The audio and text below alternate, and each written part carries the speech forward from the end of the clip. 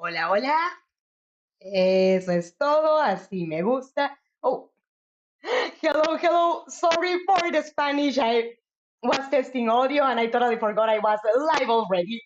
Hello, everyone. I'm Mrs. Midnight. Welcome to a new game for our streamings. We are going to play Cinderella Phenomenon.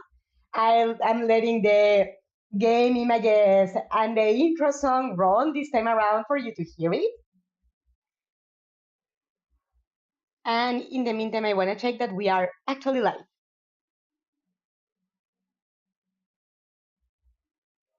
Letting the game images. Alrighty, here we are. We are live. So, for the ones that are not familiar with this game, is from the genre, in lack of better terms, otome. That's like a visual novel, but oriented to romance.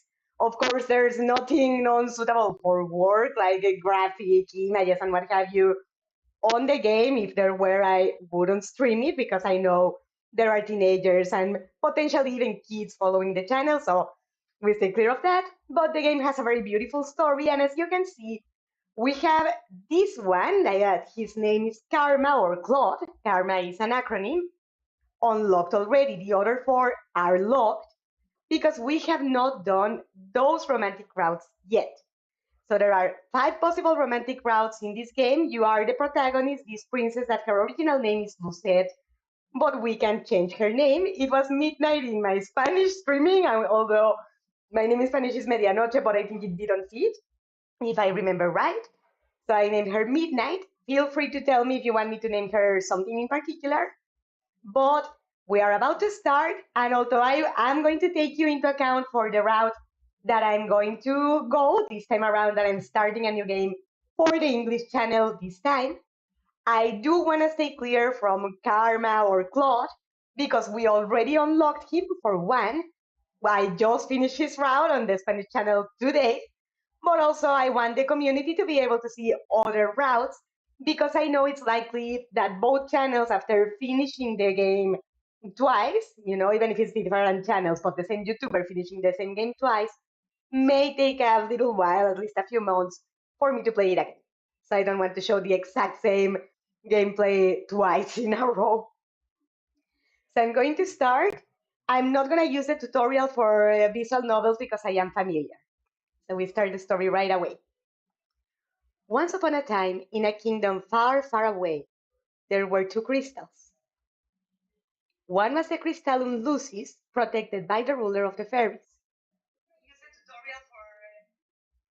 The other was the crystallum tenebrarum, which was watched over by the high leader of the witches. The lucis was sustained by love, happiness, and joy. The tenebrarum by fear, anger, and hatred.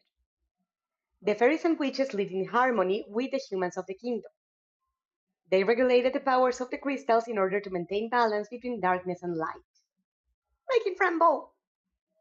For there can be no joy without sadness, no courage without fear. Totally, how can you be courageous if you're not afraid? The kingdom was at peace for a time. The one day, a traveling bard decided to write stories, tales of the magic and wonders of the kingdom. He named these stories fairy tales. In fairy tales, the light always emerged victorious and true love was a useful reward. The fairy tales spread further than could have been predicted. The humans of the kingdom began to believe that fairy tales were true, and that the magic of witches was inherently wicked and cruel. The witches became hated and feared. Eventually, they were hunted like animals. The witch hunt. The high leader of the witches, in all of her anger, the high leader of the witches, in all of her anger, created the fairy tale course. You think we are wicked? So be it. Just as you have taken our happy ever afters, we shall take yours. The witches used the fairy tale course to attack humans indiscriminately, ultimately throwing the kingdom into a chaos and darkness. The ruler of the fairies, the Lucis bearer, sought to regain peace. But the witches were blinded by their hatred for humans, who were responsible for the witch genocide. A terrible war, the Great War, began. Eventually, the Tenebrarum bearer, the high leader of the witches, was finally defeated. The Tenebrorum was lost, peace was restored, and the light once again triumphed. But darkness can never fully disappear. It waits in the shadows, patient for when its time will inevitably return. All right. So, since I don't see activity in the chat yet, I'm going to sign as Midnight, because we are in Midnight's channel after all. Prologue, Ice Princess. You've unlocked the fast forward feature. For the convenience of your future playthroughs, this feature has been activated. Okay, so we can skip dialogues that we've seen already. I'm not going to just yet because the English community has not seen this game yet, only the Spanish one. My name is Midnight Riella Britton, daughter of King Gennaro Britton III. Daughter of King Gennaro Britton III. I am the crown princess. I am the crown princess of the Kingdom of Angel. At least that's who I used to be. But that was before yesterday, when I became a victim of the infamous fairy tale curse.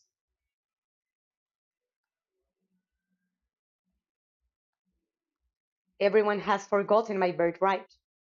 Now I am nothing more than a lowly peasant. I feel like I'm stuck in a nightmare. But no, this is my reality now. I still have no idea what I must do to break the curse. I close my eyes and remember that day. It has started out like any other day. Have you heard? Another person was cursed. I am on my way to the dining hall for breakfast when I stop and listen to the sound of hushed voices. There are two maids standing next to each other with brooms in hand. These two are slacking off again. That's terrible. What fairy tale curse was it? They say it was Pinocchio. Pinocchio? The fairy tale with the lying boy whose nose grows longer? That's awful. You know, more and more people have been getting cursed lately. Something from my hair clip is getting on my face. You think those wicked witches are up to something again?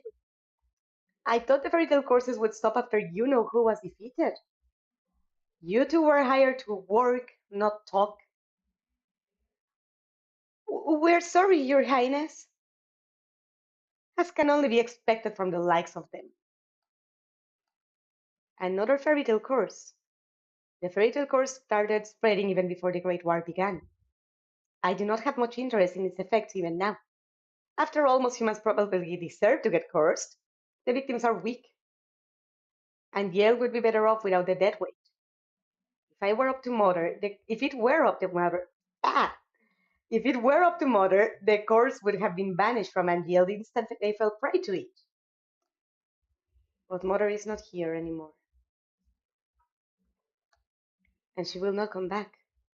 Ever. Princess, the king and queen are waiting in the dining hall. I'm on my way. Ah. The king, Ophelia, and Rod are all present in the dining hall. Someone is conspicuously missing, but I ignore their absence. Good morning, Midnight. Good morning, Your Majesty. Good morning, Midnight. And she doesn't even reply like, Midnight. Ophelia. Ophelia Widensop. Ophelia Widensop. Every day I wonder why my father, the king, married a lowly baker. She could never be a true queen, for she pales in comparison to Mother. I take my seat next to the king, then look up at the person sitting opposite me.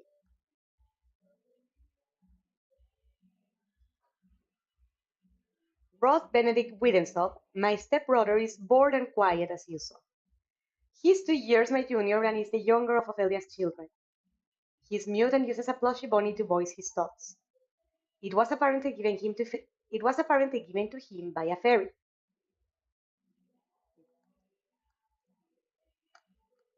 He minds his own business and is easy to deal with. But his older sister, my eyes go to the empty seat beside him. She's probably the most infuriating person I have ever had the pleasure of knowing. I'm so sorry I'm late. I was reading and forgot the time. And here she is. Good morning, dear father, mother. Good morning, Rod. And good morning to you, Midnight. It's a beautiful morning, isn't it? Emmeline Wittensop, Rod's elder sister and my stepsister. She acts as if we are blood, as if she were too born a princess, as if she could be crowned princess, perhaps steal my place. I will never let that happen. Now that everyone is here, let us begin. Butlers glide inside with silver trays to carefully serve us breakfast. So, Emmeline, you were reading the fairy tale books that the king brought you? Oh, yes, there are so many and they are also wonderful. Thank you so much, Father. I am happy that you like them. I love them. It's so strange that the library didn't have any of them to begin with. That is because Mother hated them. She had all the books burned. But why? They are such charming stories. Fairy tales mislead humans into believing they can have things they do not deserve: fame, riches, love, happily ever afters. And then their wishes do not come to fruition exactly as they want them to. The humans blame the witches for granting them, and when their wishes do not come to fruition exactly as they want them to, the humans blame the witches for granting them in the first place. What are you implying about the witches, Midnight? The atmosphere shifts, the air in the room growing heavy. I continue to eat. Perhaps witches are not responsible for the evil in this world. Perhaps humans are the cause of their own downfall. Have you any idea what you are talking about, child? Witches have caused nothing but pain and suffering to this kingdom. Even now they still spread Even now they still spread the fairy tale course to our innocent subjects. The truth is I know very little about the time the witches had free reign over Angiel. I was very young then, and mother forbade me to leave the palace, sometimes even my room.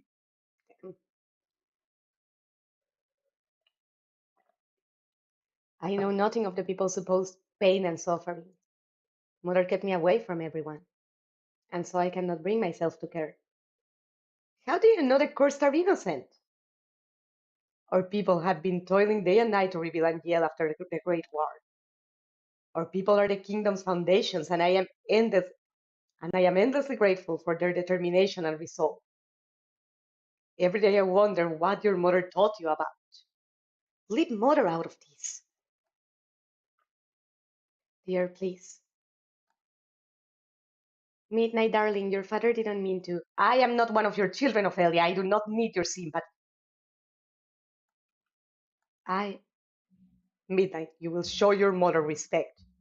She's not my mother. I set down my fork and knife and stand up. I am done. Excuse me. My father and I have never got on, but our relationship has significantly worsened. But our relationship has significantly worsened since he married the baker. My father, the king, has been 17 years and I have never felt any love from him. He treats Emmeline and Rod, who only entered our life 1 year ago, like his own children, better than he has ever treated me. This has been my life ever since mother passed away 4 years ago. Mother was the only one that was there for me when no one else was. If it wasn't for the ancient during the if it wasn't for the accident during the Great War, she would still be here. Why the sour face so early in the morning, princess?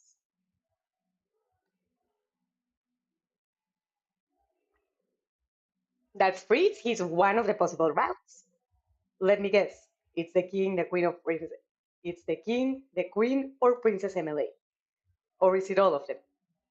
I ignored his question. Fritz, what are you doing here so early? I'm running some errands for my father. Fritz Gerald Leiden Leverton, some of the highest knight of the Order of Caldera. His father, Sir Alcaster, has served the royal family for many years. Sir Alcaster is one of the king's most trusted advisors. 3 years ago, Fritz was assigned the honor of becoming my personal knight. His presence is the only company I can tolerate nowadays.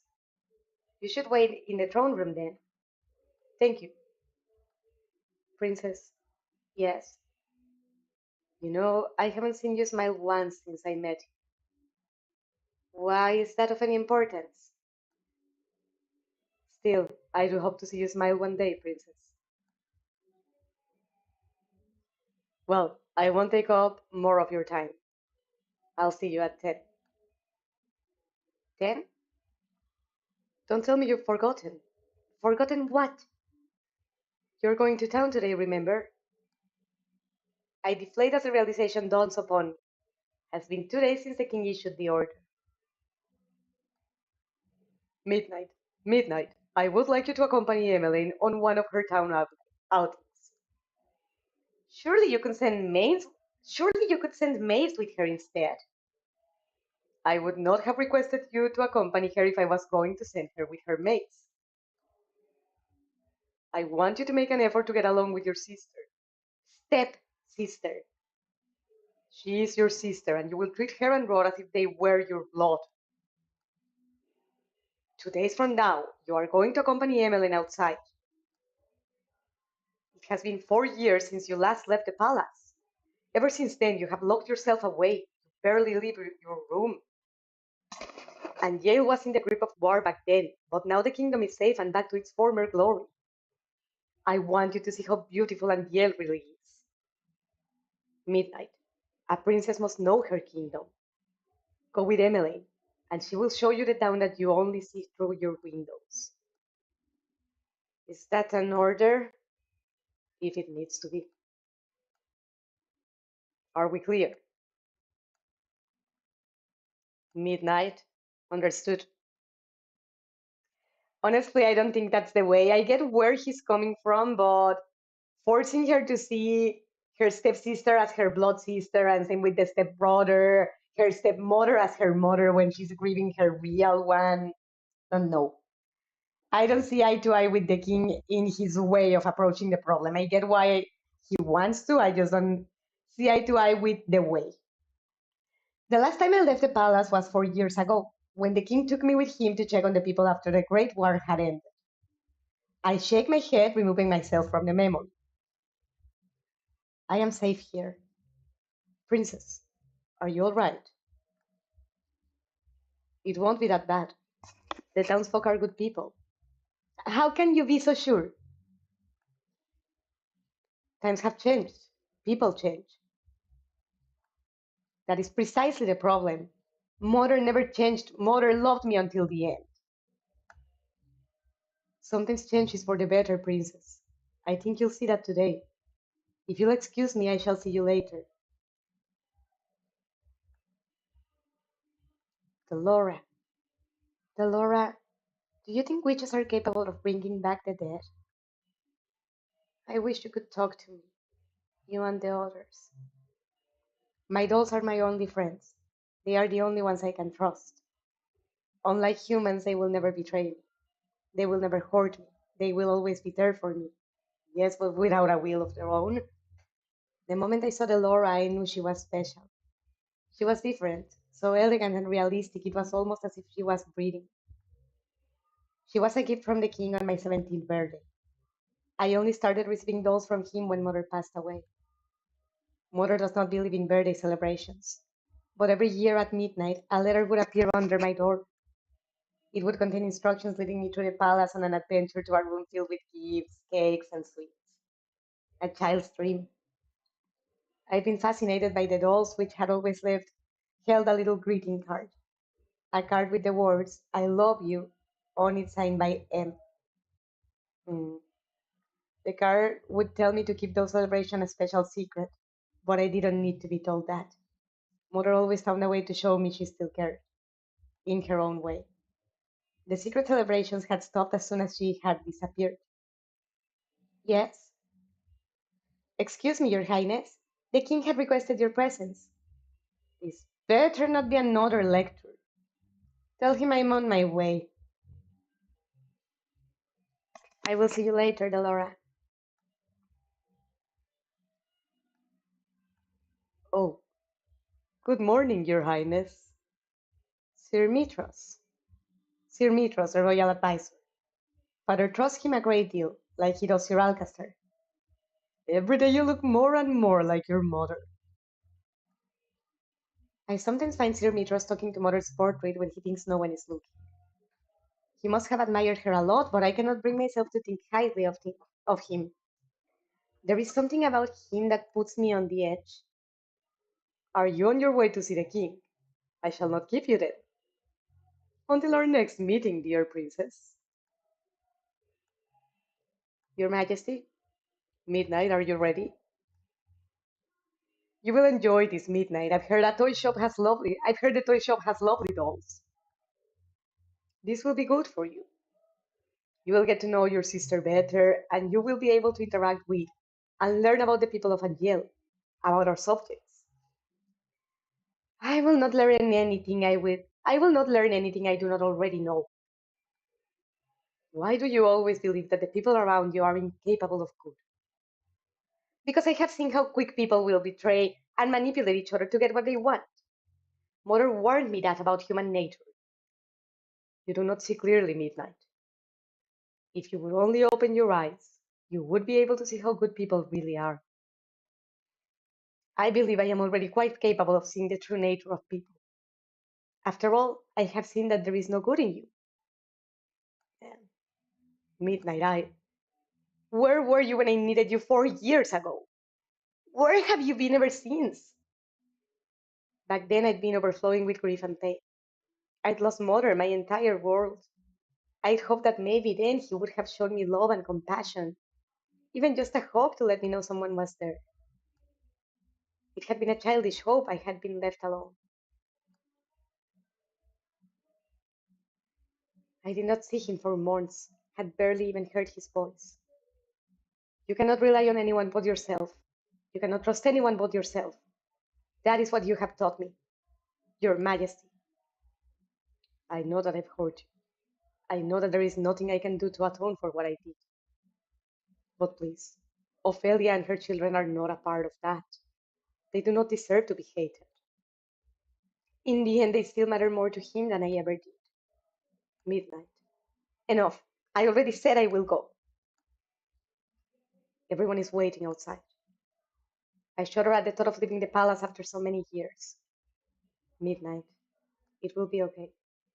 How can you be so sure? Thank you for agreeing to accompany Emily. I would not disobey an order from the king. Excuse me.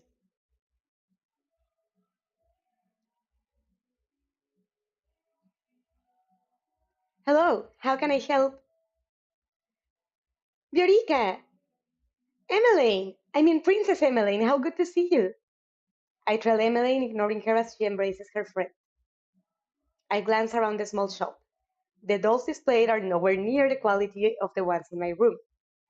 I cannot understand why Emmeline insisted she buy gifts from her friends here. I cannot believe I am outside the palace. There is no need to be so tense, princess. I would never let anything happen to you. Your only job is to relax and enjoy yourself. You asked the impossible of me. There is no need to be formal, Viorica. I'm still the same as I was. Oh, yes, Rod's come along as well. It's been a while, Viorica. It's good to see you again too, Rod. And I must introduce you to Her Highness, the Crown Princess Midnight. The look on Viorica's face as she takes a step back from me is all too familiar. Fear. My apologies for being so rude, Your Highness. Good morning. Um, ah, and this is Sir Fitzgerald, Sir Alcaster's son. It's a pleasure to meet you, milady. Oh, you are Sir Fitzgerald? You really are as handsome as Emmeline described you in her letters. I'm sorry. Please don't mind her, Sir Fitzgerald. I'm sorry, Emmeline. Right. So, what brings you all the way here? Oh, I'm here to get some toys, gifts for some new friends. Toys from here? Are you sure? Of course I am. I cross my arms. I would prefer we finish this errand as quickly as possible. Yes, of course. I'm sorry, Your Highness. Princess, I can barely breathe in here. I just want to go back to the palace.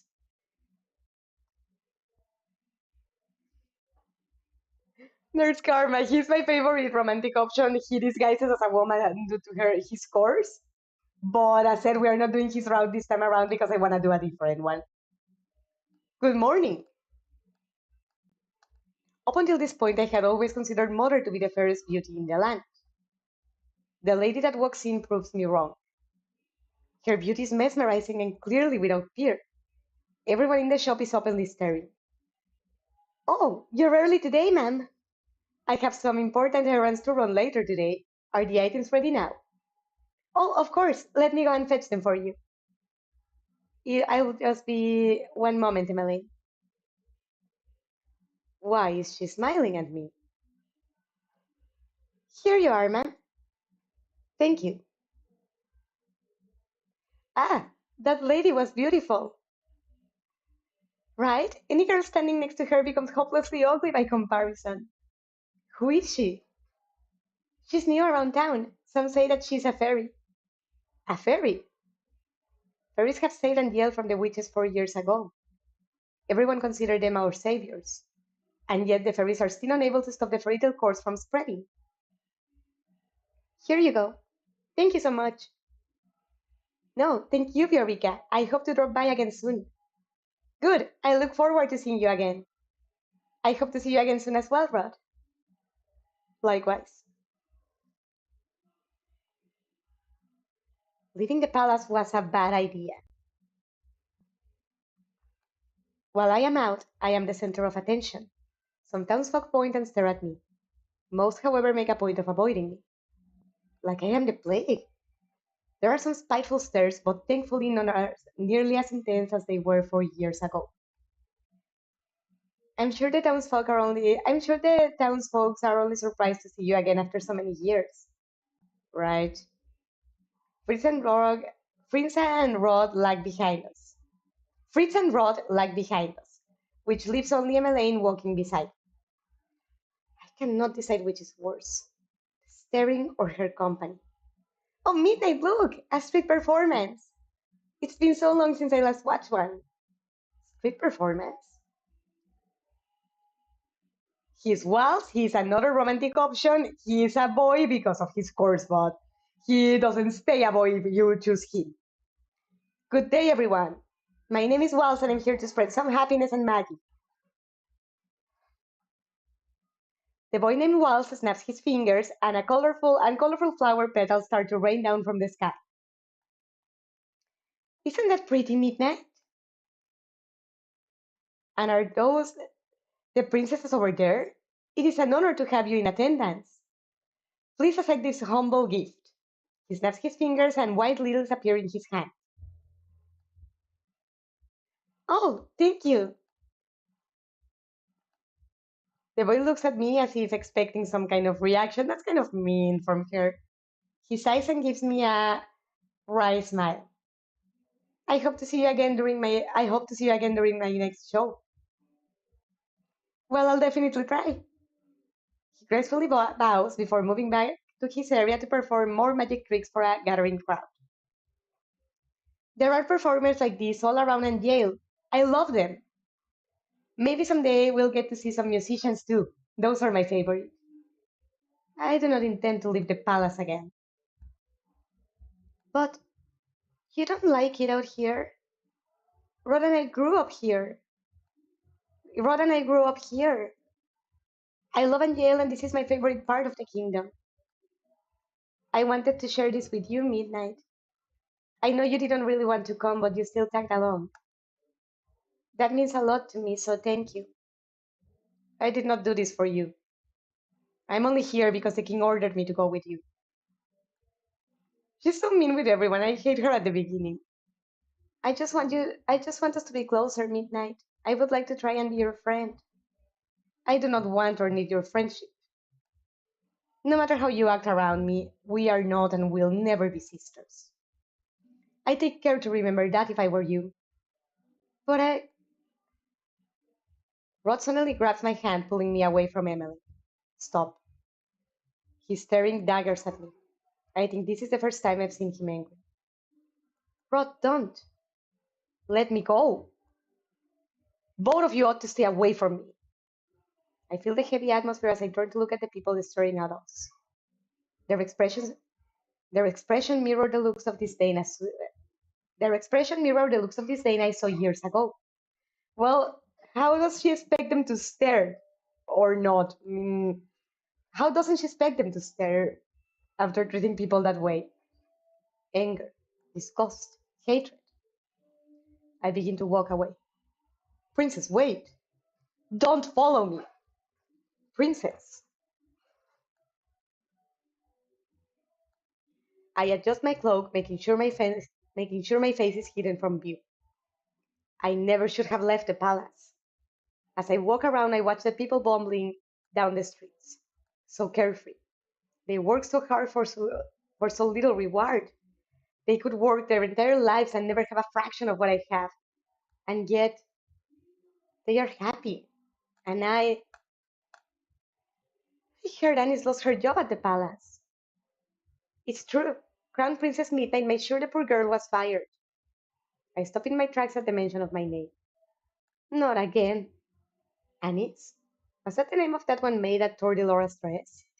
If so, my decision to fire her was justified. A palace maid cannot be clumsy. Why should I tolerate poor performance?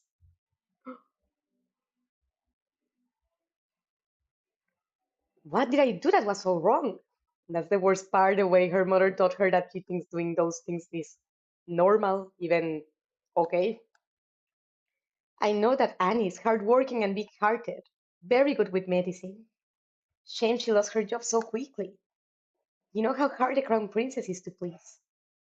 My friend at the palace says she doesn't even smile, only goes around with that cold look on her face. That's probably why they call her the Ice Princess. Ice Princess. So all those times I heard the servants saying that, I'd always suspect they were talking about me. She's the complete opposite of her Princess Emily. That child's an angel. We all know she should be crown princess. Annoyance begins to simmer inside me. I cannot stand hearing anymore, so I walk away. Ever since Emmeline entered my life, I am always being compared to her. And now I have become second best. I am Midnight Riella Britton, daughter of King Gennaro Britton III, and the crown princess of the kingdom of Angiel. I am royal. I am of royal blood. She's she's nothing. There you are. Princess, you must come back with me. It's getting too late for you to remain outside. Princess, are you all right? Are you hurt? I brush him off and turn away. No need to fuss. Let us return to the palace.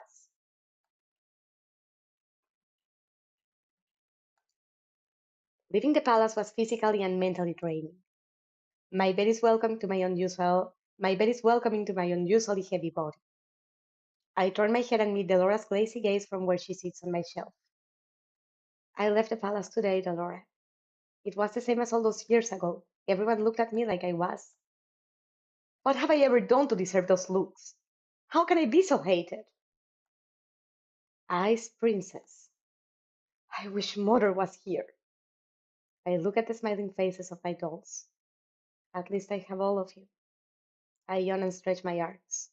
Good night, Delora. Twinkle, twinkle, little star, how I wonder what you are. Singing? But who? Up above the world so high, like a diamond in the sky. Twinkle, twinkle, little star. I blink my eyes open only to see Delora sitting right in front of me on my bed. Moonlight spills across her delicate features. How I wonder what you are. Wasn't she on the shelf with all of the other dolls when I went to bed? The Laura? It's almost time. I pinch my cheeks to make sure I am not dreaming. It hurts. Only 10 minutes before the clock strikes 12. I hope you are ready, princess. What? My doll just turned into a human. How? Who are you? You know who I am. I've been watching you since the day your father gave me to you. What is happening? I don't think I have ever been so confused in my life. All the answers will come with time. But right now I am here to give you something, princess.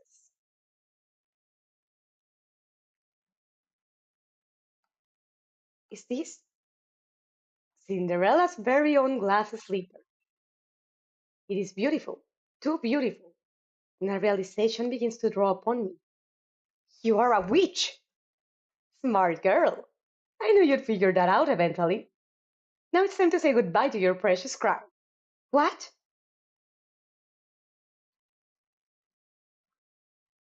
Midnight's here. Hmm, no pun intended. Sweet dreams, Cinderella.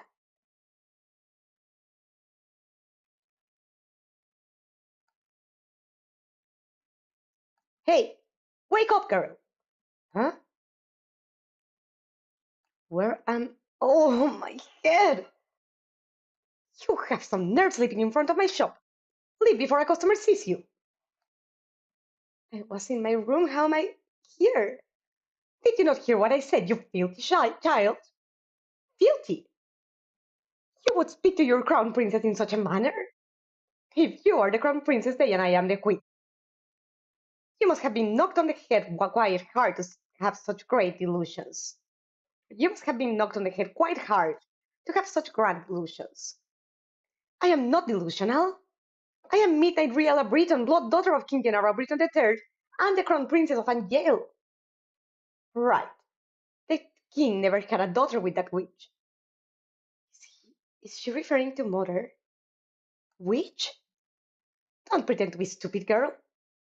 I can only stare at her puzzled. Our good king has only stepchildren, Prince Emmeline and Prince Rod. And you are most definitely neither of them. What? Now get gone before you go spouting your crazy gibberish at my customers and scare them away. With a huff, she leaves me to my own rapidly turning thoughts. I quickly realize that I am wearing tattered clothes and that I do not even have shoes on. No, no, no! This cannot be happening! Something shines against my chest and I reach up to grab it. This is... It all floats back. Delora being a witch. Cinderella's glass slipper. This is not a dream. Delora gave me the fairy tale course.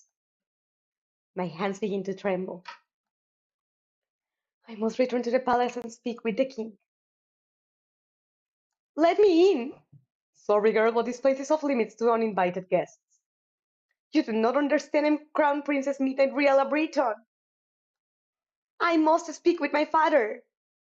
As loud as I am to call him that, I have to. No one will believe me if I'm addressing him by title. You best leave now. You best leave now. Nice and quiet before we have to force you. If you would only make way for the king.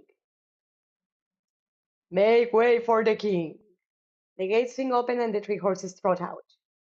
Soldiers ride two of the horses while the last horse has a different familiar rider. Father! I immediately move to block the path of his horse. The soldiers move to hold me back. Your Majesty, what is this? Your Majesty, this girl is claiming to be your daughter. Daughter. Both my stepchildren are in the palace right now. What? Even father is a part of this? Father, you must help me. A witch has cursed me. For once in your life, just once, help me. You must believe me. Tell me, where is your family, child? Why are you alone? Oh, he looks at me with pity in his eyes. He's looking at me more kindly as a peasant than he ever did when I was the crown princess. And his daughter. I recoil. You must be hungry. Take this. This should feed you and your family for a day or two.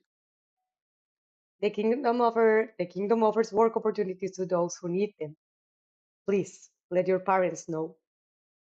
I do not want your pity, father. Please escort this girl back to her home. Make sure she gets there safely. At once, Your Majesty. I watched as my father and his two guards ride away on their horses, leaving me to stand in their dust. He left me alone again. Where is your home, girl? There is nowhere left for me to go. Father has forgotten me. Leave me. Now look here, our orders were to leave me alone. Suit yourself. Can't say we didn't try. Don't cause any more sins, little girl. I watch with bleary eyes as the soldiers return to the palace. How can this be happening? I stare at the small pouch in my hands. I do not know what hurts more. The fact that I have just been unceremoniously paraded away from my home, like I am nothing more than a piece of garbage. Or the fact that my own father does not recognize me. Oh, look at that girl's hideous dress. How difficult is it to be poor? I clutch the pouch closer to my chest as I run to an empty alley. I huddle in a corner trying to become as small as possible. I squeeze my eyes shut, hoping that when I next open them, everything will be back to normal.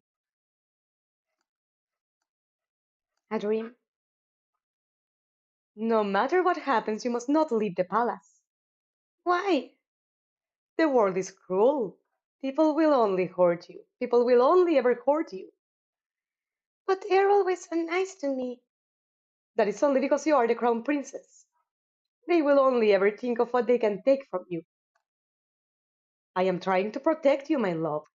That is why you must never leave the palace. Never leave mother. I am the only one who will ever love you so much. Do you understand? I understand. What horrible ways to teach a child. Chapter 1, The Margin.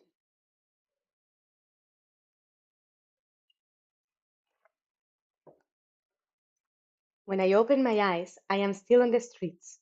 I must have fallen asleep, but the nightmare continues. I am cold in my rags. I am cold in my rags. I hold myself for warmth, willing some of the cold away, but fail. My feet are numb and in pain, caked in dirt that I have gathered from walking barefoot around town. Well, there's a frightful sight. Well, there's a frightful sight. Beggar probably thought she could try her luck with the novelty that live around here. Ha! Just look at how ragged she looks. What are you looking at? At two women that lack the basic manners of a noble upbringing. Silence, girl. Do you know who you are talking to? No, and I don't care. What nerve! Let's just go. There's no reason to stoop to a commoner's level. Yeah, whatever you say. I will remember you, and once I break this course, I will make you regret your words. I become acutely aware of the fact that I become acutely aware of the fact that I have not eaten anything for almost a day. I have been sitting here thinking of the new mess that is my life. But mopping around will not break my horse. Crying will not help either. I should find that witch first, but how? I have no idea where she is. Delora, I swear I will make you regret doing this to me. When I find you, I will find food first. Is this all the king thinks I am worth? Leave, girl. A dirty peasant like you has no place in this restaurant. But why? I can pay. Find another place. You're scaring away my customers. Am I not a customer? Shoo, there is nothing for you here. He just swatted me away like a fly. The nerve! Sensing that this will get me nowhere, I ball my hands into fists and walk away. I get the same treatment at the next three restaurants I try. I am treated as something less than dirt, like my money has no real value. I am the crown princess. They have no right to turn me away like this. I have been eating stale bread, anything to keep me younger, anything to keep the hunger at bay. The bread barely helps. Out of the corner of my eye, I notice a small bakery. There are croissants on display that make my mouth water. Slowly, I begin to make my way over there. Oh! My feet ache with every step. They look and feel even worse than before. If only I had enough coins for a pair of shoes. But food is more important. If the rags that I'm wearing and the pouch of money are all that I have, then I need to prioritize. and I will die before I beg. 2 croissants. 2 croissants. You'll need to pay, girl. There are no free handouts here. I take a coin from my pouch and hand it to her. This should be more than enough. The shop owner stares at the coin before reluctantly taking it. She hands me the 2 croissants in a paper bag. I will not ask you where you got those coins. Are you implying that I stole them? How else would a beggar like you get that amount of coin? Now be off with you, child. I won't have you scaring away any other customers. Without another word, I turn and start to walk away from the woman. So this is the goodness of the people of Angel. I take a bite of one of the croissants, cringing a little at the dryness. Hey girl, what now? We saw you at that shop. Wanna share how you got your coins there? Excuse me. Look at her, brushing us off like she's royalty or something. Let me go. You ain't no better than us. Now be a good girl and hand over that pouch. The man on my left grabs at my pouch and attempts to yank it away from me. I will not let these brutes take anything from me. I elbow the man in the stomach, then aim a kick at the other man's shin. I have an opening and I take it. What? I pull myself free and begin to run as fast as I can. Hey! Hey! Where do I go? I'm not familiar with these streets at all.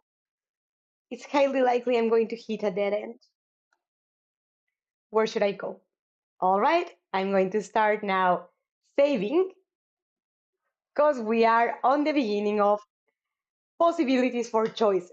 So left, you encounter karma. That's the route that we are not going to do on this time around because we already did it on the Spanish one in case you want to watch it. But there's also another option with him, that's waltz. To the right, if I remember right, it's either freeze or another character that's known as Rumpel. So let's try the right this time around.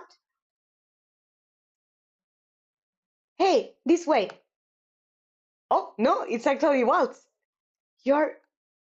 No time to talk, princess. How do you know who I am? There's another one. There's another one. Stop running, you two. Come on. The boy grabs my wrist and pulls me after him. He takes off with a sudden burst of speed, and then I am running even faster than I just was. I am not entirely convinced following him is a good idea, but at least the boy seems to have a better sense of direction than me. Oh! Our running causes rocks in the pathway to come loose, and before I notice them in my path, I step down hard on them. Ouch! A sharp pain shoots up into my foot, and I collapse to the ground. It hurts! Princess! I try to stand, but the pain in my feet is unbearable. I fall back down into the dirt with a gasp. I can't! We've got you now. Just hand over your coins and neither of you will get hurt. I won't let you touch her. Ha! Says the little boy. Well, well, well. What is this ghastly sight before me? Two adults threatening a child and a lady. How very ungentlemanly. What are the likes of you even doing around in this neighborhood? You asking to get fleeced. Asking. Perhaps I am in the mood for a scuffle.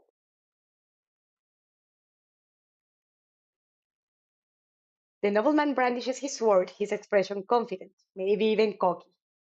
So no matter what direction you go, you end up running into karma. The difference is that you can run either only into him or him and waltz. Show me what you got, sirs. And please don't bore me. Who are these people? I ain't dealing with this for the money. He's got a sword. I ain't dealing with this for the money. He's got a sword. What? Come back here, you coward. The two of us can take him. I think your friend has the right idea. I'm not the type to show mercy. This is way too much trouble for a little colt. You're late. Sorry, kid. You know how hard it is for me to be invisible around here. Wait, wait. What did you just call me? That is, small one. These two know each other? I don't even know what's going on anymore. I feel ill. My head is pounding and my feet feel simultaneously like they are frozen and on fire. My stomach rumbles, the hunger coming back with vengeance. My body feels light. Hey, princess! Princess! Calm down. Parfait will be able to help her. Parfait will be able to help her. But for now, we need to move before anyone else sees us. Yeah, don't worry. You're safe now. All right, so we got a diamond for Waltz's route. That doesn't necessarily mean that we have to pick him. I do like that character if you would like to, but there are other routes available as well. Thing is that on this first choice that we have, we can only go either right or left. Everything is fading. A dream? What is that in your hands, Midnight? I. It was hurt. I just wanted to help it, but it died. It's all my fault. It's not your fault, my love. It died because it was weak. But this is the world, Midnight. Only the strong survive, the weak get cast aside to die. You are not weak, you are strong, my crown princess, and you do not cry. Now wipe your tears. I don't want to see you cry again, do you understand? Yes. Now get rid of that thing and wash your hands. Did you not hear me, child? Yes, mother. What a horrible way to bring up a child. Oh, you're awake. Where am I? This isn't my room. My hand flies to my chest where the little glass slipper hangs from my neck. Still here. Are you okay, miss? This girl is the maid that tore Delora's dress. The one I fired for her clumsiness. Miss, to think that I would meet her again like this. To think that I would meet her again here like this. Um, Leave me alone. Right, of course. Um, there's some salve I made for you. It will help with the pain. Now what? Haven't thought at haven't thought at all, have you, Ice Princess? You! Suddenly there she is. Delora stands before me with a snide smile, looking happy with herself. She is the cause of everything I have been through. All the pain, heartache, and hunger. It is her fault. I try to stand thinking to give the witch a piece of my mind. But as soon as my feet touch the floor, pain shoots up my legs. I end up falling back to the bed. Ow! You should be more grateful to the girl you just scared away. She's been taking care of you for the past 2 days. 2 days? I've been passed out for 2 days? I am suddenly vibrating with anger. Remove the cords! Now! Ha! You think you can just command me to remove the cords in your best princess voice? What do you want, gold? What I want is worth more than all the gold you could summon in a Yale princess. Besides, I besides, haven't you read your fairy tales? The caster cannot take a course back. You need to focus on breaking the course yourself if you want your life back. Mother burned the books before I could read more than one or two of them. I do not think either involved courses, just genius and trading away your voice for legs. So she read Aladdin and the Little Mermaid. Good stories. Ah, it's good that you're awake, princess. Parfait, should you really be up and about? Don't fuss, I'm feeling much better. Are you a witch as well? Oh no, my name is Parfait and I'm a fairy. A witch and a fairy in one room? Being friendly with one another? Impossible. Oh, look at her face. You weren't expecting that at all, were you, princess? What is going on? I'm sure you have many questions, princess. How do you know I am the princess? Don't be silly, she's a fairy. Of course she knows. I promise we'll do our best to answer your questions. I don't even know where to start. All right, all of the above, so you see what they say. Why was I cursed? Seriously, you are really going to ask that? I would not have asked if I knew the answer. You have such a temper on you. Very well, this one's got a simple answer. It's because you are a cold-hearted, cruel, wicked princess who deserves to be punished. Delora! Of course, it's the only way to force you to change your horrid ways. Delora, you could have put that more nicely. Well, why sugarcoat it? Hmm. I would usually be nicer to people, but with someone that treats people the way the princess does, I get Delora's point. I'm pretty sure I was already being nice. Change. Why do I need to change? Are you completely unaware of how heartless you are to other people? The coldness you show to your stepfamily and your father. The way you treat the way you treat Princess Emily. Why would they need to be treated any differently? You need to prove that you have some goodness in you, princess, some smidge of kindness. Why? People only show you kindness when they want something from you. The instant they get what they want, they just throw you away. What else would you like to know? How do I break the cords? The necklace you've got is one of Cinderella's last slippers. I don't have a slipper, but I have a key. Hey, maybe that will open her heart. To break the cords, to break the cords, you must get the second slipper. Complete the pair. And how do I do that? By doing three good deeds. What? It is a very easy thing to do, at least for someone who knows how to be good. Three good deeds? What does that even mean? I wouldn't even know where to start. Take heart, princess. Goodness is innate in everyone. Are you sure that's the case with this one? Delora, you are not helping. I am a witch and I think I have more goodness in my big toe than she has in her entire body. Now you're just being mean. For every good deed that you accomplish, you will get a piece of the glass slipper. When you've gotten all three, you'll complete the pair and the cords will break. Simple. I suggest you start by polishing that attitude of yours. What else would you like to know?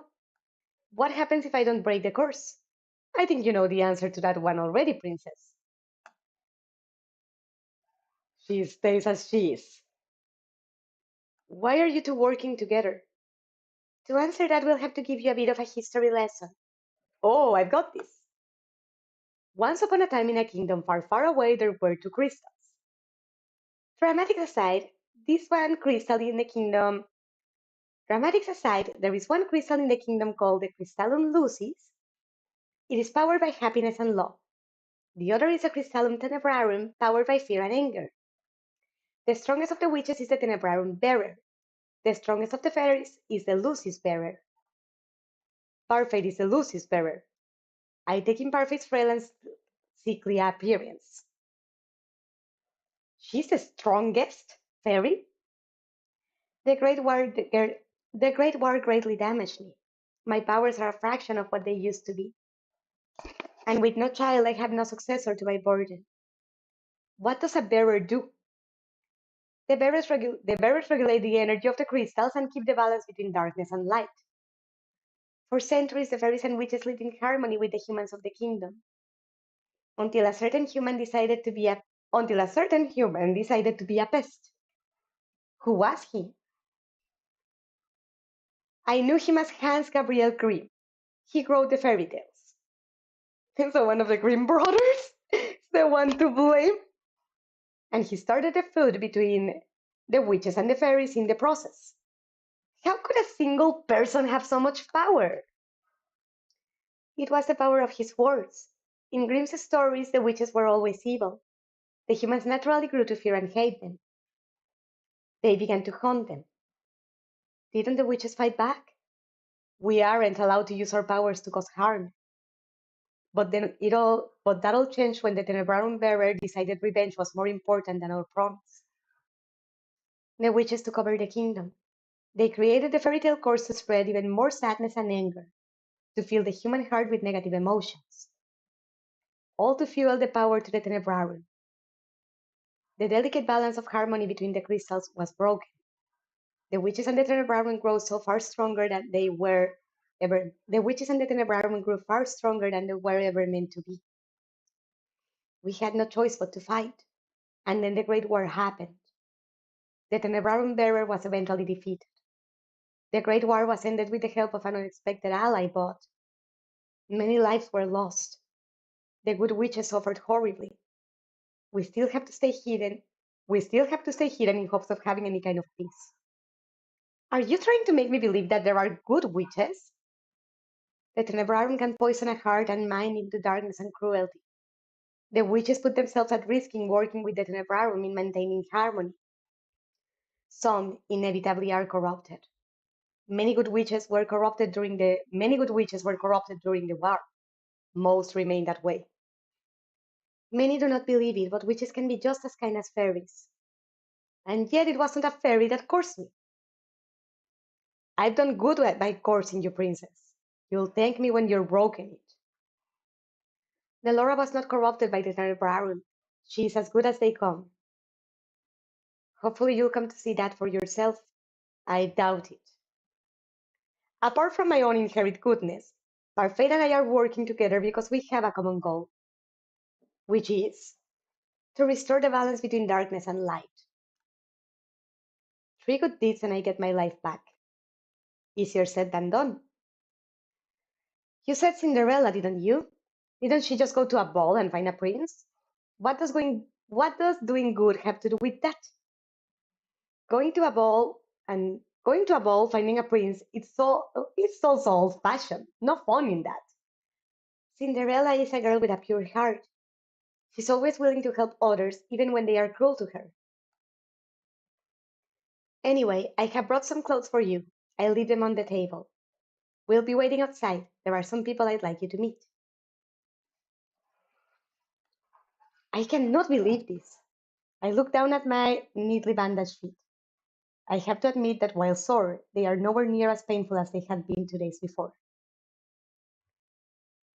Here's some salve I made for you. It will help with the pain. Why would she even care? I was the reason she lost her job at the palace. Oh, she probably doesn't remember us. She probably doesn't remember me as a princess. But she still has no reason to do such things for me. I ignore the salve for the time being and gently stand up, testing my feet for pain. The injury is definitely healing. I slowly walk over to the table and change into the clothes that had been left there. The dress is nowhere near as luxurious as the ones that I wear in the palace, but still is far improved from my rags.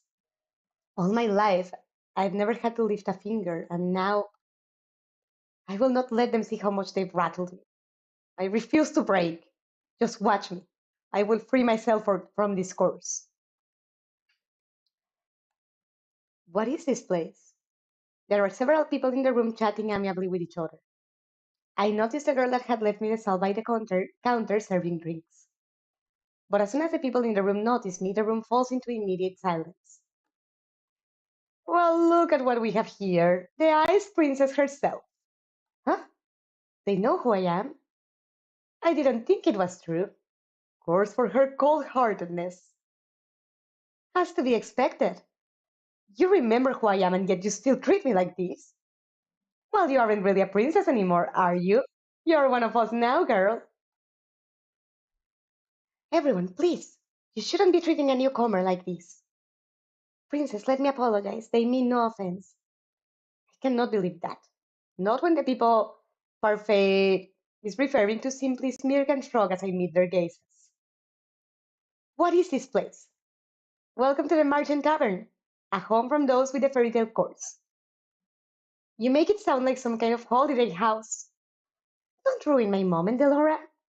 Marchant Tavern. The Marchant was built 3 years ago, when the number of coursing in Yale continued to rise. The goal is to gather those affected so they might help each other break their course. Of course, I am also here to provide help as necessary. Only the course and those allied with our course can stay here. The evil and the wicked can never find this place.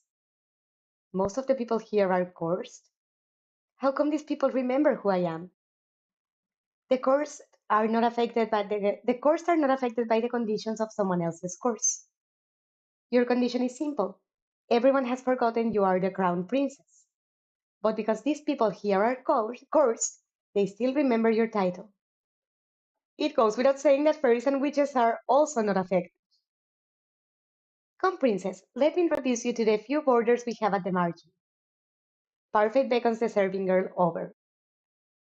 This is Anis. She helps out in the margin and does most of the cooking. I'm sure you understand why she's working here now. I believe she deserves an apology. Miss Delora, what are you talking about? Don't you worry your sweet little head over it. You don't remember what this ice princess did to you. Huh? I have nothing to apologize for. Clumsiness does not befit a palace maid. I only did what was necessary. Well, it's nice to meet you, princess. I'm Annie's Willow. I hope we get along. Poor Annis. Um, really? This is how you're going to start doing good. I don't believe I asked for your opinion. Please, you two, no fighting. Oh, oops. I hold my tongue as Parfait leads me to two people whose faces are incredibly familiar. They are faces I have seen in the palace before. This is Jurien Valiente and Garland Belrod. How did you know? Both of you were in the Order of Caldera. That's right. They were two of Sir Alcaster's best knights. It was a big surprise when they both left a year ago. I only found out recently that it was because they acted against Sir Alcaster's orders. They were stripped of their titles and dishonorably discharged from service. What are you two doing here? We help the fairies. They and Alice are exceptions, and are allowed in this tavern without the course. Yuri and Garland lend us their strength to help protect the marching. Protect? From the witches. They do anything to make sure their courses remain unbroken. And what about you? I am an exception. Also, I'm good. You keep forgetting the good part. Remember, not all witches are evil. Your course is a test. A test? Originally, the wicked were cursed so that they could learn to change. Their courses were meant to teach them a lesson. I'm hoping your course will teach you a lesson too, Ice Princess. I really am only trying to help you. I don't need you to show me how to change. I just want my life back. Well, to do that, you'll have to break your course. Try and make some friends, Princess. They might be able to help you break your course. Oh, I'd love to hang around and watch the princess try to be friendly. We have work to do, Delora. Fine. Try to not make any more enemies, Princess. The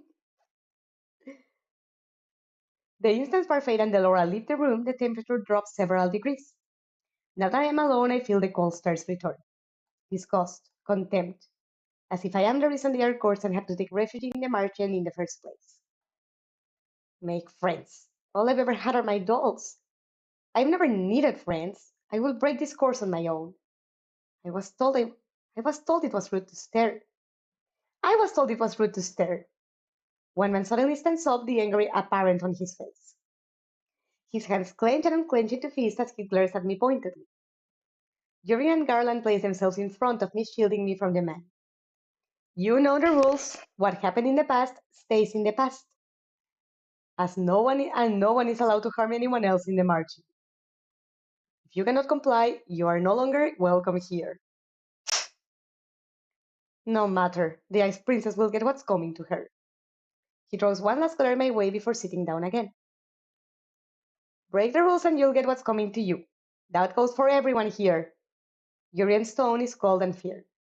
There is no doubt that she means what she says. So these are great knights. So these are the great knights of the Order of Caldera. The march begins to settle down and everyone eventually goes back to their conversation and meals. I walk towards an empty table, realizing that I'm being deliberately ignored. I become immersed in my own thoughts as I sit down. One thought, however, comes to me immediately. They hate me. They hate me somehow when I've only left the palace twice in my life. How did this happen? The only people who treated me with any respect were Annie's, During, and Garland. Is it because I cannot remember who I am? Maybe being in the margin is not such a good idea. I doubt anyone here wants to help me break my course. They'd probably rather see me suffer under its weight. 3 good deeds? How am I supposed to complete 3 when I do not know if I can even accomplish one? May I join you? I look up and stare in shock at the beautiful lady from the toy shop. Her beauty still manages to take my breath away. What is she doing here? You, you were in the toy shop. Ah, yes. I was there picking up some items for a friend. I am humbled you still remembered me. Allow me to introduce myself. I am Miss Karma. Your name is Karma? A suitable name for someone as beautiful as me, no? Ah, Karma, your narcissism is going to scare the princess away. Oh, you are that magician boy. Boy. Oh, how appropriate. Boy. Call me that one more time and I'll ruin that pretty face of yours. You would hit a lady. How savage. Anyway, I'm Waltz Creswell. I have the Neverland course. What about you, princess? What's your fairy tale course? Does everyone share what their course is? We talk about freely in the margin. The whole point is helping each other break our courses after all. By the way, if you hear music in the background, it's Mr. Midnight that's playing guitar because at the moment we are in the store. And I see my hair flickering in front of my eye and I don't like the feeling. Hard to do that if we keep our fairy tales quiet. He pauses and narrows his eyes slightly. Well, some people keep their fairy tales a secret. He eyes Karma briefly, cocking an eyebrow. The smile never leaves Karma's face. Has anyone managed to break their course? I've been told that a few have. A few? That's not very reassuring. Well, at least the courses can be broken. I cannot particularly say that reassures me either. What ails you, darling? Is it your course? You can talk to us about it. Tell us what it is. Cinderella. Oh, goodness! Cinderella. That explains the nature of your course. Only it's been reversed, hasn't it? Riches to rags. That's one way of putting it. Karma, you're not helping. You really are better off ignoring him, princess. He mostly speaks nonsense. He? Princess. Parfai's voice takes me by surprise. I hadn't even noticed her entering the room again. May I speak with you? I'd like you to meet someone, though I'm sure you already know him quite well. Rod. So you really are cursed. I was the only one that gave Sevi to Rod, so I was the one that gave Sevi to Rod, so that he still had some way to voice his opinions. Sevi. Short for Sebastian. Cute, isn't it? It's nice to meet you, princess. Sevi's voice changes when it greets me. The tone it uses lower.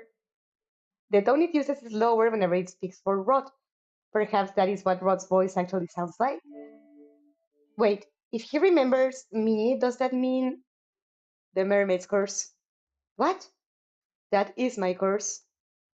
Rod has been mute all this time because he is cursed? Does everyone else know? Obviously, they are my family. Even the king? He knows as well. So am I the only one you never told? I didn't think you'd particularly care either way. He is not wrong. And that does suck to not care about something that terrible. I sometimes can be a little antisocial when I get social anxiety, but I would carry something like that was going on to someone close to me or that I know, one of my neighbors or something. Yet I cannot believe I did not know. I was left out once again, but it hurts her ego if she doesn't care that she has harmed people. What are you doing here? I have been trying to help Rod with his curse. That is why he comes to the margin from time to time. But I don't even want.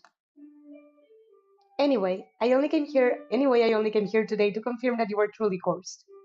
I wanted to see it with my own eyes. It was a big surprise when I woke up one day and you weren't in the palace. An even bigger surprise when I found out an even bigger surprise when I found out no one remembered you. It's been days since I was cursed. I wonder, how are things in the palace? Livelier, happier. Happier?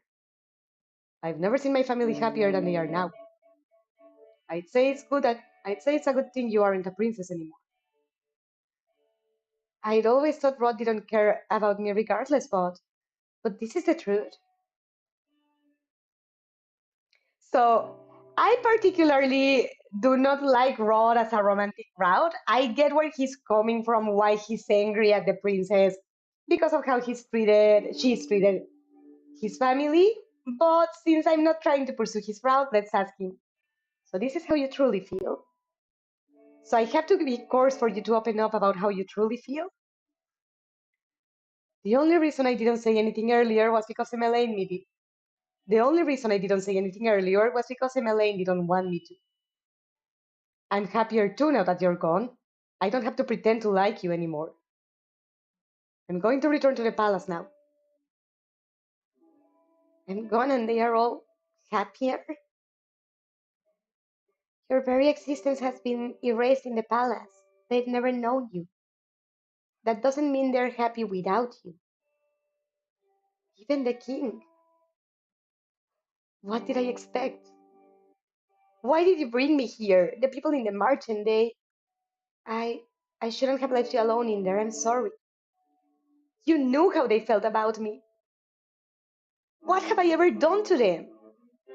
Now isn't the right time to explain. When will it be the right time? So many things have already happened to you. I need you to be patient, Midnight. Has the prince already left? Yes, he has. Princess, we'll talk about this later. For now, you must focus on breaking your course. Did I miss something? No. Right. Maybe the fairy is right. I don't think I am ready to find out how I made so many people hate me. Well, perfect. I think it's time we get down to business. What should we do with her? What are you talking about now? You, of course. You've got nowhere to go, right? She's right. I think back to the days I spent on the streets and shiver. I will do anything so long as I don't have to go back there. The princess can stay in the margin with me and the rest of my boarders. I'd almost forgotten what hope felt like. But you'd have to work in exchange for a room. I celebrated too soon. What? Magic has its limitations, just like anything else. Money doesn't appear out of thin air, not even for a fairy. The margin doesn't attract many customers since only the course and a few others can enter. I sell my potions here and there, but I have several hungry mouths to feed and my phones are tight. I thought fairies lived in luxury. Parfait, are you broke? Ouch! Even the ice princess can tell. And yet you still take people in? That's always been how Parfait operates. She's good natured to a fault. I'm not suffocated beneath my death will be what kills me. Why don't you just leave? I assume you make enough to take care of yourself. Leave someone who's in need of help? I could never. And that, princess, is how goodness works. How goodness works is not as I accept freeloaders. All my boarders help me run the margin and do errands. The princess has never worked a day in her life. I doubt that she'll be useful. If karma can be useful, anyone can. Can. Hmm? I have yet to see karma be anything but useless. Princess, you are more than welcome to stay if you're willing to help out. It's the least you can do in exchange for a roof over your head and 3 meals a day. Oh, and shoes. Do I even have a choice? I toss and turn in bed, unable to fall asleep. The mattress is hard and the sheets are itchy. Nothing at all like the bed I had in the palace. What would I give for my old bed again? For any of the comforts of home. I miss my dolls. Lady Perfect! Lady Perfect! I sit up immediately. What is going on? I leave my room to investigate. Some of the other marching boarders, whilst Yuri and Garland are sitting on the city, looking anxious. What is happening? Sorry, did we wake you? No, but the noises Garland was making would have woken the dead. Yuri and I found an injured man while we were doing our rounds. We brought him here. An injured man? Wait, what were you doing outside? It's almost 1 in the morning. Nothing you need to worry about. Lady Parfait and Anis are tending to the man now. These people, will they just help anyone they find on the streets? What if this man is dangerous? Do you think the witches got to him? It's possible. We'll have to find out when he wakes up. The next day, Parfait reveals that the man only suffered minor head injuries. She said that she expects him to wake soon. I look at the tray of food in my hands. Alice has asked me to bring it to the stranger's room while she finishes the rest of her cooking. I would never have been asked to do this in the palace. Goodness, what's that poor tray done to you to deserve that look? I must say that it's odd to see a princess doing something nice for someone. What do you want? I have something to ask the man that was brought in last night. Seeing as you are being good enough to deliver breakfast, I thought I'd just tag along with you. If you're going, just bring this tray up yourself. You're not in any position to delegate your duties to me, Mrs. Midnight. Miss Midnight, come on. Our guest must be famished. Seeing no way out, I followed Delora to the spare room the man had been put in. Come in. And that's another romantic option known as Rumpel. I thought the man would have been old, but to my surprise, he looks young, probably in his early 20s.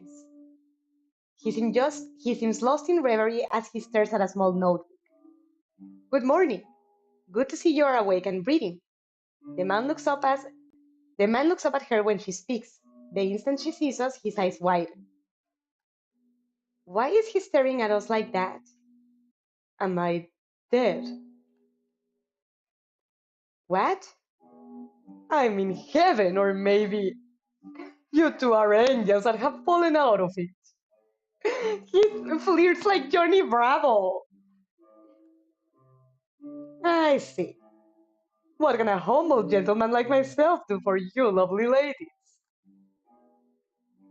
Ah, you could join me on this bed. It's very comfortable and there's plenty of room for the both of you. Dude, you don't even know their names. What the hell? I'll follow your lead on this one. I'll follow your lead on this one, princess. Princess? Ah, of course, such a beautiful lady could only be a princess. Look at the noble way you hold up the tray. Yeah, you know what? He brought it upon himself. Can I throw the tray at him? I'm tempted to let you. Feisty as well. Oh, be still my beating heart. And surprisingly enough, that actually unlocks a diamond as a good choice for him as a romantic route. So right now we have two good choices for him or for Waltz.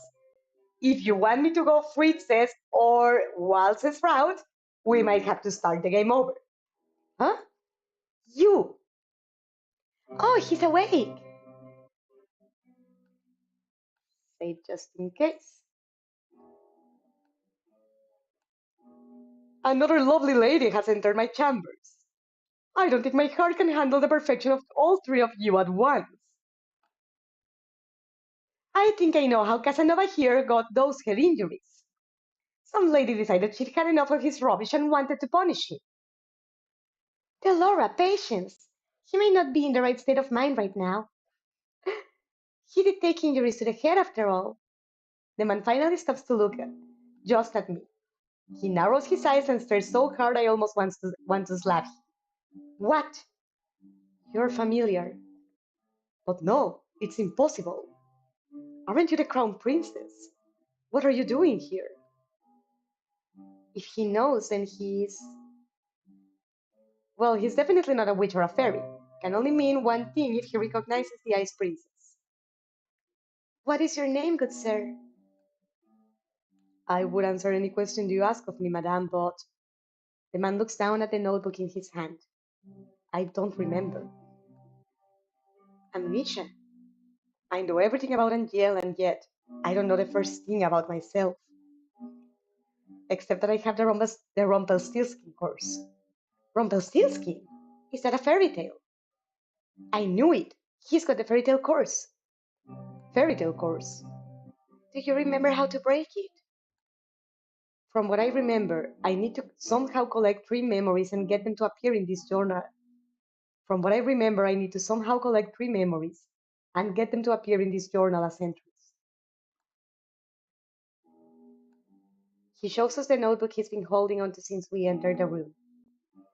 My first memory is of waking up and holding this. I thought there would be information in here, but it's empty. Empty. Another victim of the course.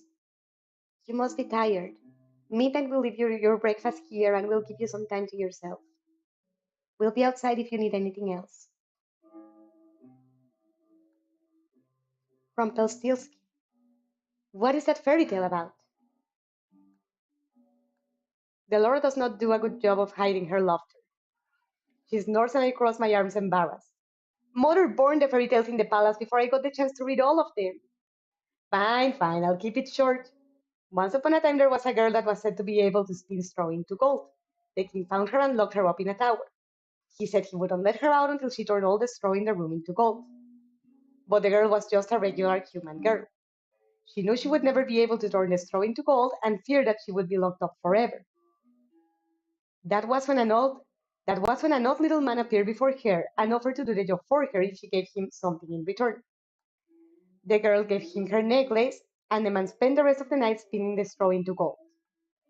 However, the girl wasn't released. The second night she was given more straw to spin, and the little man appeared once more. This time she gave him her ring. On the third night, the king ordered to spin the straw one last time, and if she did, she would be released and made his queen. However, that night the girl had nothing left to give the little man, so they made an arrangement. He would spin the straw into gold for her, so long as she gave him her first child. I personally never understood why the girl would want to marry the king in the first place. Honestly, I don't either. A man like that locked her up to get gold out of her. Hush, I'm trying to tell a story here. Years passed and the queen finally gave birth to her first child. That night, the old little man returned and demanded his due, but the queen didn't want to give up her child. The man then said that he wouldn't take the child if the queen was able to guess his name in 3 days. The man's name was Rumpelstiltskin. Did she guess it? Oh yeah, the night before her time was officially up, the queen was thrown to the forest by the sound of a little voice. She saw the little man celebrating his upcoming victory, singing about nobody had or ever would guess his real name, which was Rumpelstiltskin. He does not sound particularly smart. So agrees the general populace. Honestly, yeah, how stupid. Sometimes I wonder how Hans was able to come up with such telltales. Well, the market is opening soon. I expect another busy day. Especially busy for you, Midnight. You need to start coming up with good deeds. The amnesiac Casanova was allowed to stay at the margin with the other boarders. Because he still seemed capable, Parfait set him to work as one of the margin servers. Annie's protest that he remained in bed fell on deaf ears. Parfait could very well throw him out, not well knowing that he had nowhere to go. I would be incapable of showing him such kindness given all the nonsense he spouts at us. The people that frequent the margin began to steadily ignore me altogether, like I do not exist. It's better than the stares and the hateful looks. Rumpel, you aren't here to flirt. But this lovely lady is unattended. Sir Rumpel, please, you're making me blush. Because the man couldn't remember his name, he fashioned one from his own pair. Course? Rumpel. I think it suits him. I will never understand Parfait. This amorous waste of space is about as useful as karma. I returned. Speak of the devil. Did you miss me? Oh. Karma had left abruptly yesterday, saying that she had something very important to take care of. Walsh trails in after her now, carrying several boxes in his arms. Why am I carrying these? Because you made me run that errand for you at the toy shop the other day. And because gentlemen carry things for ladies. I'm going to drop them now. Those boxes contain very important contents. Welcome home, Miss Karma. Nice to see you survive the trip, Walsh. Thank you, Anis. So this is our new housemate. We have not had the opportunity to meet. I am.